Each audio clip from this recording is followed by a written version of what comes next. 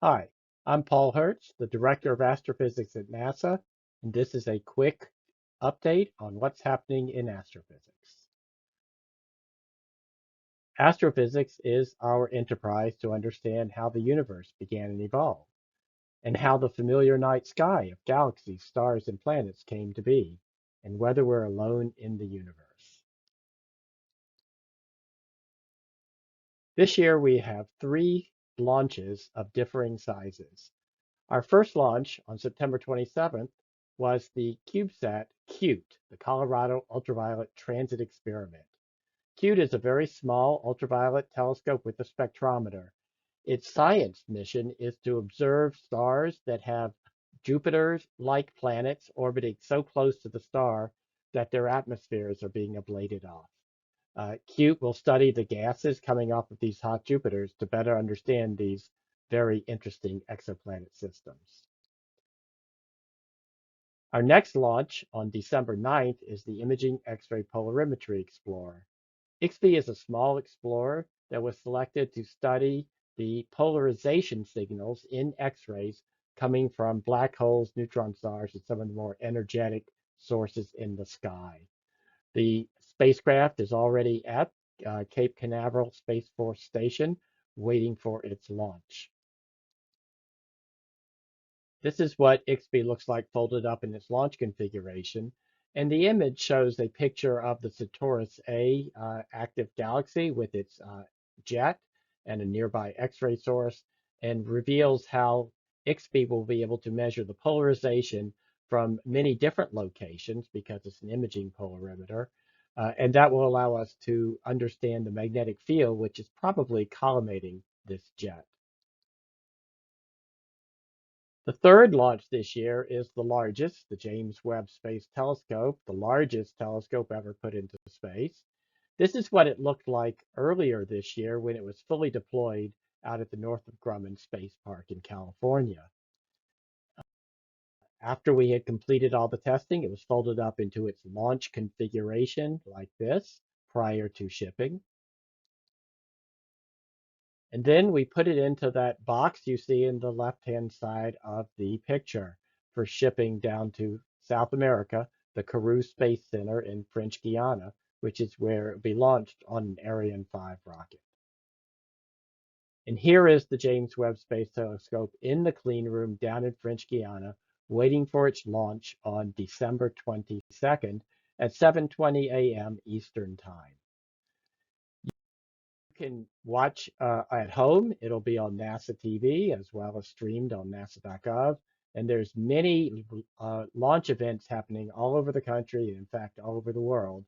And you can find out one that's near you by going online to the James Webb website. The next great observatory that NASA will launch will be the Nancy Grace Roman Space Telescope. It just completed its mission critical design review and is now fully into its fabrication phase. Here are pictures of some of the hardware that have already been fabricated for the Nancy Grace Roman Space Telescope. The upper right picture shows the mounting ring for the primary mirror. The primary mirror at 2.4 meters diameter is the same size as Hubble's mirror, but the Nancy Grace Roman Space Telescope has 100 times the field of view of Hubble, so that every time we take a picture, we're taking 100 Hubble deep fields. Its prime science is to use the large-scale structure of the universe and how that's evolved over time to understand the dark energy, which is accelerating the expansion of the universe, and also understand how the large-scale structure of the universe formed after the Big Bang. We'll also use its wide field of view to stare at the center of our own Milky Way galaxy, looking for microlensing events when a star passes in front of a background star with a planet.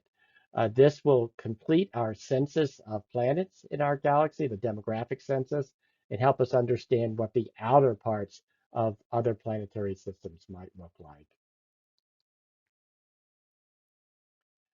We also do small missions. We have a brand new program called the Astrophysics Pioneers.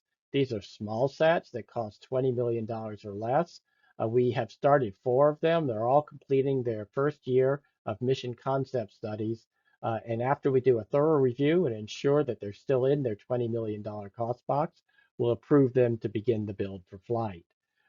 However, any that are not in the $20 million cost box will be canceled at that point in time. We'll have annual solicitations. We're trying to ensure that the astrophysics portfolio contains missions of all sizes so that principal investigators have an opportunity to propose the right size mission for their science. We just received our decadal survey. The decadal survey in astrophysics is the 6th of its kind, and it took over 2 years to complete. And I really want to compliment the decadal survey steering committee for finishing the product even during the COVID pandemic, which prevented them from having any face-to-face meetings as they were going through the final decision and writing process. This decadal survey has proposed a very exciting program for astrophysics over the next 10 years and more. It proposes a program of future great observatories and recommends that we spend more time than we have in the past on maturing not only the technology, which we've always done, but also the mission concept. Once a mission concept and technology have been matured together, we should move into the formal formulation phase. They recommend that the next great observatory to follow the Nancy Grace Roman Space Telescope be a 6-meter space telescope in the visible wavelengths that is optimized to be able to characterize rocky habitable zone exoplanets around other stars and search for signs of life. They also recommend that following that, NASA replenish its great observatories in the far infrared and in the X-ray area to ensure that we have a multi-wavelength suite of great observatories. They recommended that we carry out a program of time domain and multi-messenger small missions as this decade will be dominated by the findings of the gravitational wave observatories, as well as particle astrophysics observatories that are finding brand new sources in the universe. They recommend that we do a program of medium-sized missions called astrophysics probes, principal investigator-led competed missions, similar to the New Frontiers program in planetary science, where only a few mission concepts, as recommended by the decadal survey, will be competed. We expect to be providing initial responses to the community within the next few months. See me at my town hall at the American Astronomical Society meeting in Salt Lake City in January. Well, thanks very much for sticking around for this whirlwind tour of what's going on today in NASA astrophysics.